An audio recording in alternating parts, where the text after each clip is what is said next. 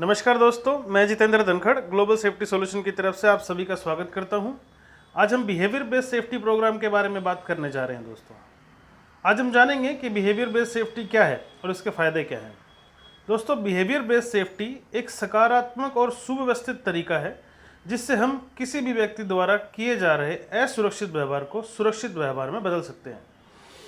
दोस्तों, वैसे तो बिहेवियर की बहुत सारी डेफिनेशन है, पर आसान शब्दों में हर आदमी के काम करने का और जीने का तरीका उसका बिहेवियर होता है। उसके बिहेवियर से उसको पहचाना जा सकता है, चाहे वो दिन में कुछ भी करे उसके बिहेवियर से उसका पता चल जाता है। ऐसे ही सबका बिहेवियर भी अलग अलग होता है, जैसे किसी का अच्छा, किसी का बुरा, किसी का सुरक्षित, किसी का असुरक्षित। किसी का बिहेवियर ऐसा होता है जो सबको पसंद आता है, किसी का बिहेवियर ऐसा होता है जो जिससे भी मिले उसी से लड़ाई कर ले। अब बात करते हैं, जब हमें पहले से ही पता है कि ये काम गलत है तो उस काम को हम करते क्यों हैं? क्योंकि उस काम में हमारे हिसाब से चोट लगने की संभावनाएं ना के बराबर होती हैं, और बस यही सोच हमें गलत काम करने के लिए प्रेरित करती है। दोस्तों, हम सोचते हैं थोड़ा सा खतरा उठा लूं तो क्या होगा, काम जल्दी से खत्म हो जाएगा। हम सोचते हैं थोड़ा सा प्रयास करना और काम खत्म। हम सोचते हैं कि काम जल्दी खत्म होगा और टाइम भी बचेगा, इस टाइम में कुछ और कर सकते हैं और शायद कुछ पैसे भी बच जाएं। दोस्तों, हर आदमी की यही सोच है जो हम सबको प्रेरित करती है असुरक्षित काम करने के लिए, रिस्क लेने के लिए। दोस्तों, आज हर आदमी जल्दी में है। सब सोचते हैं कि मैं जल्दी घर पहुंच जाऊं, और बस इसी के चक्कर में रेस लगी हुई है।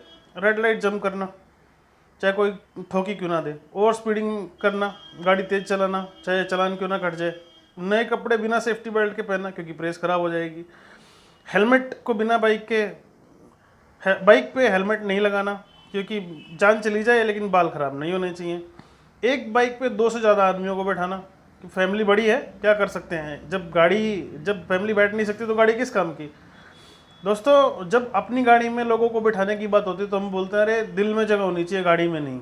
हम लोग रॉन्ग साइड से गाड़ी चलाना पसंद करते हैं, बोलते हैं अरे कौन इतना लंबा जाएगा, अगला यूटर्न 2 किलोमीटर आ गया है। चाहे ट्रैफिक चालू हालत में हो चाहे ना हो, हम ट्रैफिक चालू हालत में सबको हाथ दिखा के रोड क्रॉस करना पसंद करते हैं। जेब्रा क्रॉसिंग को यूज़ नहीं करते हैं। फुट ओवर ब्रिजेज इतने सारे बना रखे हैं गवर्नमेंट ने, उसको हमने यूज़ नहीं करना है। बोलते हैं कौन इतनी सीढ़ियाँ चढ़ेगा। शराब पी के गाड़ी चलाते हैं, बोलते हैं दारू पी के गाड़ी मक्खन की तरह तेज चलती है। यार, हर आदमी दोस्तों शॉर्टकट लेता है टाइम बचाने के लिए, पर ज़रूरी नहीं है। आज रोड पे रॉन्ग साइड से गाड़ी दौड़ाई और आज कुछ नहीं हुआ, कभी तो कुछ हो सकता है। दोस्तों, आपने बर्ड सेफ्टी ट्रेंगल के बारे में सुना होगा। जब 600 नियर मिस होते हैं तब एक फैटल या फिर एक मेजर एक्सीडेंट होता है या सीवियर एक्सीडेंट होता है। दोस्तों, ज़िंदगी हमें समझने के कई मौके देती है। अब सोचना हमें है कि हमें कौन सा मौका लेना है, दुर्घटना के बाद का या दुर्घटना के पहले का। ज़रा सोच के देखिए, अगर मोहल्ले में किसी को हार्ट अटैक होता है तो आप रनिंग करना शुरू कर देते हैं, जॉगिंग करना शुरू कर देते हैं कि कभी हमें भी ना आ जाए। अगर रोड पे कोई एक्सीडेंट देखा तो 3-4 किलोमीटर तक गाड़ी बड़े आराम से चलाते हैं, कहीं हमारा भी एक्सीडेंट ना हो जाए। थोड़ा चलने के बाद क्या होता है, फिर वही रफ्तार होती है। आदमी का बिहेवियर जैसा होता है वैसे ही सेम हो जाता है। दोस्तों, हर आदमी का व्यवहार ऐसा ही है। हर आदमी रिस्क लेना पसंद करता है, डिपेंड करता है सिचुएशन कैसी है। बस दोस्तों, हर एक आदमी की यही कहानी है, किसी की कम तो किसी की ज़्यादा। कोई बेवकूफ़ है तो कोई माँ बेवकूफ़, कोई अपने से परेशान है तो कोई दूसरों से, किसी को आदमी पसंद है तो किसी को औरत, किसी को दारू चाहिए, किसी को गांजा, किसी को कमा के खाना है, किसी को चोरी करनी है, किसी को लड़के काम करना है, किसी को प्यार से कराना आता है, किसी को माँ बाप के साथ रहना है, किसी को बीवी बच्चे अच्छे लगते हैं, किसी को मांग के खाना है, किसी को कमा के, किसी को गाड़ी चलानी है, किसी को हवाई जहाज, किसी को ऑल्टो पसंद है, किसी को फरारी, किसी को मीठा पसंद है तो किसी को चटपटा तीखा। दोस्तों, दुनिया में हर आदमी एक दूसरे से अलग है, तो सबका व्यवहार एक जैसा कैसे हो सकता है। दोस्तों, अब बात करते हैं कंस्ट्रक्शन साइट की, जिसमें सब तरह के लोग काम करते हैं। मजदूर, इंजीनियर, मैनेजर, हर आदमी का व्यवहार अलग अलग है और उसके काम करने का तरीका भी अलग है। हम सब लोग जब कई बार काम करते हैं तो उसकी वजह से बड़ी दुर्घटना हो जाती है। हम उसी को फोकस करने वाले हैं। कुछ उदाहरण है दुर्घटनाएं जिसकी वजह से होती है साइट के ऊपर, जैसे बिना सुरक्षा उपकरणों के काम करना, जैसे हेलमेट, जैकेट, जूता। जहाँ पे ज़रूरत होती है वहाँ भी लोग नहीं करते हैं, जैसे आप पसीना आएगा, कौन लगाएगा, ये होगा वो होगा। हेलमेट पहनना, नहीं पहनना, सेफ्टी बेल्ट नहीं लगाना। अब क्या होता है, अभी कई बार हम देखते हैं कि जैसे ही सेफ्टी वाला साइट के ऊपर पहुंचता है तो लोग तुरंत हेलमेट लगा लेते हैं, और क्या होता है, जैसे ही वो वापस जाता है तो तुरंत सेफ्टी हेलमेट उतार के रख देते हैं। दोस्तों, ऐसा करना सेफ नहीं है। ऐसा करके आप अपने आप को धोखा देते हो, दूसरों को नहीं। ऊंचाई पर काम करने के लिए जुगाड़ बना लेते हैं हम लोग। जैसे मान लीजिए घर पे हमको बल्ब चेंज करना है। बल्ब चेंज करने के लिए आप क्या करेंगे, एक सीढ़ी खरीद के लाएंगे? नहीं, आप जुगाड़ करेंगे। जैसे एक टेबल लेंगे, उस पर चेयर रख देंगे, चेयर के ऊपर कुछ और रख देंगे, या गैस सिलेंडर ले लेंगे, या कुछ भी जुगाड़ करके हम सिर्फ बल्ब चेंज करना है। दोस्तों, दोस्तों जल्दबाजी में किया हुआ जुगाड़ बहुत बड़ी घटना को अंजाम दे सकता है। शॉर्टकट हर बार सेफ नहीं होता। हमेशा यही सोचना, इस काम को कितनी जल्दी ख़त्म करूं, क्या जुगाड़ लगाऊं जिससे काम जल्दी ख़त्म हो जाए, ऐसा जुगाड़ आपको दुर्घटना का शिकार बना सकता है। दोस्तों कुछ लोग ऐसे होते हैं जो सेफ्टी वालों को देखते ही चिल्लाना शुरू कर देते हैं, अरे काम सही से कर मर जाएगा, अरे काम सेफ्टी से कर मर जाएगा। और जैसे ही सेफ्टी वाला गया, जैसा चल रहा था वैसा चल रहा है। बस सब आपको दिखाने के लिए करते हैं कि काम कितना सेफ है। दोस्तों ये भी एक तरह का व्यवहार है। इसमें आदमी अपने आप को धोखा दे रहा है, सेफ्टी वाले को नहीं। फिर भी हमें उसे समझाने की कोशिश करनी है कि व्यवहार सही नहीं है, ऐसा करने से दुर्घटना हो सकती है, आप ऐसा काम करवाइए जिसमें बिना चिल्लाए सुरक्षित तरीके से काम हो सके। दोस्तों आपने देखा है ना कि मजदूर भाई, ठेकेदार भाई, जब काम कोई ठेका मिलता है तो एकदम से आदमी से मशीन बन जाते हैं और चोट खा लेते हैं। सिर्फ मजदूर ही नहीं, कई बार सिविल इंजीनियर, प्रोजेक्ट मैनेजर और कई बार तो खुद सेफ्टी वाले भी दुर्घटना का शिकार हो जाते हैं। दोस्तों जैसे हम पहले बात करी कि आपने सेफ्टी ट्रायंगल देखा है, उसके ऊपर सबसे ऊपर फेटल आता है, सीरियस इंजरी होती है, फिर एक्सीडेंट्स, फिर प्रॉपर्टी डैमेज, फिर नियर मिसेज आते हैं। हर बार हम लोग नियर मिस पे फोकस करते हैं। दोस्तों कभी आपने देखा है नियर मिस के लिए कितने सारे बिहेवियर हैं या कितने सारे बिहेवियर रहे होंगे जो असुरक्षित थे, जिससे जाने अनजाने में बड़ी दुर्घटना हो सकती थी। बस यहाँ मैं सिर्फ वर्कर्स की बात नहीं कर रहा हूँ, यहाँ मैं उन सब की बात कर रहा हूँ जो पूरे सिस्टम को चलाते हैं, चाहे वो मैनेजमेंट के लोग हों, चाहे मैकेनिकल, इलेक्ट्रिकल, सिविल, सेफ्टी, सर्वे, प्लानिंग, कोई भी हो, और ऑर्गेनाइजेशन में कहीं भी हो जो डायरेक्टली या इनडायरेक्टली इन्वॉल्व हो। दोस्तों हमें बहुत बुरा लगता है जब मैनेजमेंट के लोग भी ऐसा काम करते हैं जो असुरक्षित हो, जैसे काम का ठेका दे देना। इससे हर आदमी जल्दबाजी में काम करेगा और चोट खाएगा।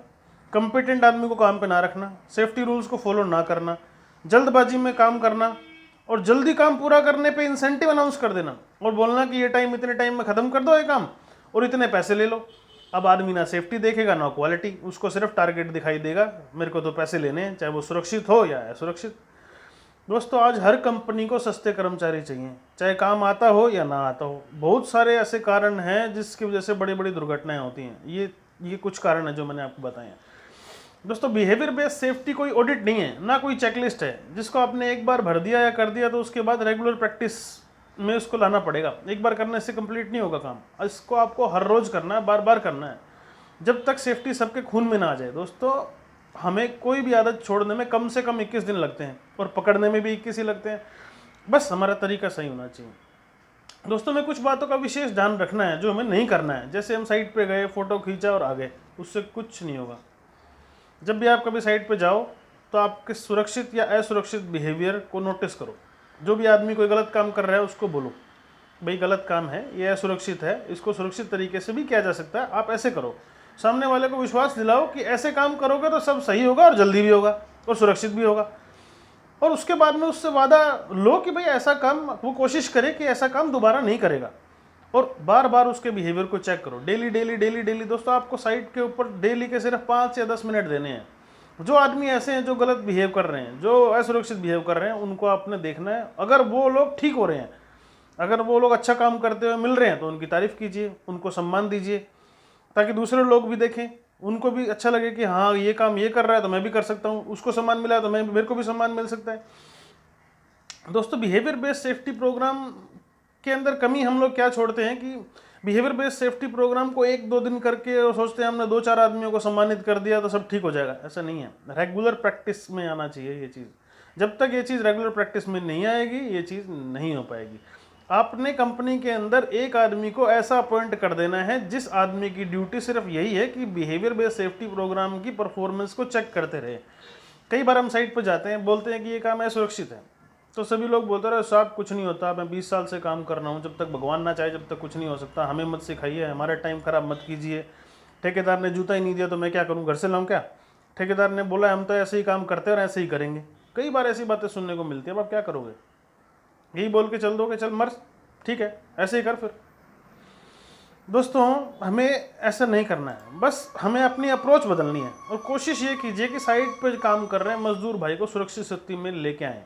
और अगर आपको लगे कोई काम ऐसा अनसेफ है जिसमें तुरंत किसी आदमी की जान जा सकती है तो आप कोशिश कीजिए साइट पे वहीं रुक जाइए जब तक कि सारी चीज़ें सेफ ना हो जाएं। बस हमें हार नहीं माननी है और लड़ना भी नहीं है, प्यार से कोशिश करनी है।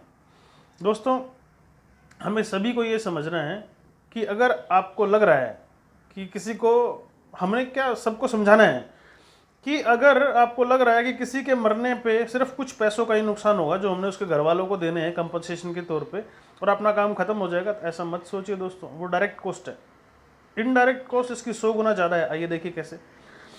इनडायरेक्ट कॉस्ट को देखिए, सबसे पहले कंपनसेशन कॉस्ट जो गवर्नमेंट द्वारा फिक्स है, लेबर डिपार्टमेंट के द्वारा फिक्स है। उसके बाद पुलिस की सेटिंग, कोर्ट की केस की सेटिंग, उसकी कॉस्ट, एक्सीडेंट में जो मशीनरी डैमेज हुई है उसकी कॉस्ट, क्लाइंट का काम समय पर ना कर पाए तो पेनल्टी, उसकी कॉस्ट। एक साइड पे जितने लोग काम कर रहे हैं उतनी उनकी सबकी तनख्वाह, और जितने दिन काम बंद रहेगा उनकी सबकी तनख्वाह। जब भी कोई फैटल होगा तो काम बंद होगा, 1 दिन के लिए, 2 दिन के लिए, 10 दिन के लिए, साल भर के लिए। लोगों को, ऐसी कंपनियों को हमने देखा है दोस्तों जो 10-10 साल तक बंद रही हैं, जिनके साइट्स बंद हो गई हैं, उनके बाद कोई काम नहीं हुआ है और वो काम किसी और ने किया है बाद में, ऐसा फैटल होने के बाद में। ऐसे असुरक्षित माहौल को देखकर लेबर भागेगी, नई लेबर लाने की कॉस्ट, नेगेटिव पब्लिसिटी होने की वजह से लोग काम पे नहीं आएंगे, काम करना बंद कर देंगे, उसकी कॉस्ट। दोस्तों कुछ क्लाइंट ऐसे होते हैं जो दुर्घटना होने पर बड़ी बड़ी कंपनियों को ब्लैक लिस्ट कर देते हैं, उसकी कॉस्ट। इससे क्या होता है, जब कोई आदमी किसी कंपनी को ब्लैक लिस्ट कर देते हैं तो ऐसी कंपनियों को आगे काम मिलना बंद हो जाता है। दोस्तों आज कितनी ऐसी नामी कंपनियां हैं जो कि ब्लैक लिस्टेड हो चुकी हैं। कुछ कंपनियों के नाम तो आपको सबको पता है। बस आप सबको पैसे में समझाना शुरू करो, सबको समझ में आना शुरू हो जाएगा। दोस्तों बिहेवियर बेस्ड सेफ्टी एक ऐसा प्रोग्राम है जिसको ऊपर के लेवल से नीचे के लेवल तक लाना और समझाना बहुत ज़रूरी है। एक वर्कर से लेके और एक मैनेजिंग डायरेक्टर को ये पता होना जरूरी है कि इससे कितना बड़ा नुकसान हो सकता है और इसको रोकना कैसे है। वर्कर्स को कैसे समझाएंगे? वर्कर्स को बताना है, देख भाई अगर आपको कुछ हो गया तो कंपनी क्या करेगी, ज़्यादा से ज़्यादा आपके घर वालों को पैसा दे देगी। वो पैसा कुछ दिन में ख़त्म हो जाएगा, जिससे वो कुछ दिन आपके घर वाले गुजर बसर कर सकते हैं। जब पैसा ख़त्म हो जाएगा तो क्या करेंगे? और मान लीजिए पैसा दे दिया कंपनी ने, लेकिन पैसा ही तो दिया है ना, आपकी बीवी को पति, माँ को बेटा और बच्चों को बाप कौन देगा, कहाँ से मिलेगा? तो सबसे पहले कोई भी काम आप कर रहे हैं, कोई भी काम आप करने जा रहे हैं तो 1 मिनट के लिए सोचिए कि ये असुरक्षित तो नहीं है। अगर ये असुरक्षित है तो उसको मत कीजिए। दोस्तों आपका 1 मिनट आपकी जान बचा सकता है। तो आपने लेबर को इस तरीके से गाइड करना है, मानेगी लेबर। धीरे धीरे जब उनको पता लगेगा कि उनके अच्छाई की बात हो रही है तो उनको समझना पड़ेगा। दोस्तों कई बार साइट हम लोग जाते हैं और रोज़ प्रयास करते हैं और देखते हैं यार साइट सेफ़ नहीं हो रही है। दोस्तों 100% साइट सेफ़ कभी भी नहीं हो सकती। सेफ्टी डेली रूटीन का काम है। आज जो आपने किया है कल दोबारा 100% करना पड़ेगा अगर आपको अपनी साइट सुरक्षित रखनी है। क्योंकि दोस्तों असुरक्षित व्यवहार करने वाले लोग बहुत ज़्यादा हैं। हमने क्या करना है, असुरक्षित व्यवहार करने वाले लोगों के साथ दिन में 5 मिनट बिताने हैं और उनको समझाना है और वो आपकी बात मानेंगे, जरूर मानेंगे अगर आप डेली उनको बोलेंगे तो। दोस्तों इस प्रैक्टिस को रोज़ फॉलो करो। ये प्रैक्टिस रोज़ फॉलो करेंगे तो अब मैं आपको यकीन दिलाता हूँ कि आपकी साइट हमेशा के लिए सुरक्षित हो जाएगी। आशा करता हूँ आपको ये वीडियो पसंद आया होगा। अगर हाँ तो इसको लाइक कीजिए, शेयर कीजिए और चैनल को सब्सक्राइब करना मत भूलिएगा। धन्यवाद। दोस्तों हमें भारत को सुरक्षित बनाना है और हर साइड से दुर्घटना को भगाना है, यही हमारा नारा है। Thank you so much.